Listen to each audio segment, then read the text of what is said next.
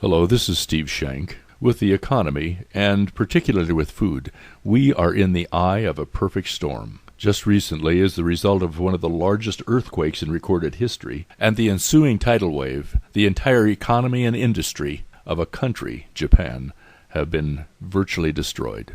But the Japanese tragedy is just the latest shock pointing to the importance of food. The perfect storm that I'm referring to is circulating the issue of food and food availability here in America. If you track oil and food prices over the last 5 years, you'll find that the graph is identical. And right now our gas prices are helping to drive food costs to record heights. If you have any understanding of the ethanol subsidies and the insanity of literally putting our food in our fuel tanks, ethanol has just reached its 30-month high and is driving fuel and food costs even higher than previous all-time highs.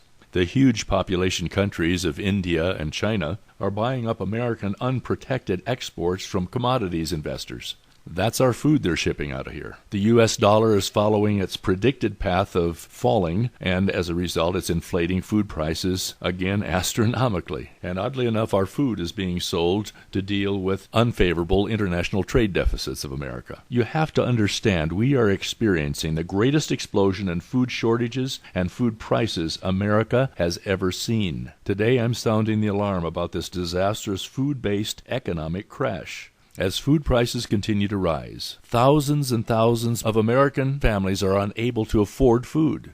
And it's not just the unemployed. Of the 45 million families that are on food stamps and growing, a high percentage of them are still employed and yet can't afford food. Folks, you need to tell your friends and people you love that they have to do all they can to freeze the cost and the availability of their food. The way you go about this is getting as much food as you can saved up at today's prices for the time when, no matter how well off you are, affordability will be difficult, but availability could be impossible. This information I'm sharing with you is not intended to be doom and gloom, but is intended to make you aware of the exact circumstances that every one of us is dealing with right now. I'm fortunate to be able to share this information with you from experience of close to 30 years, and my realization that the trends that I've seen coming are now here and present.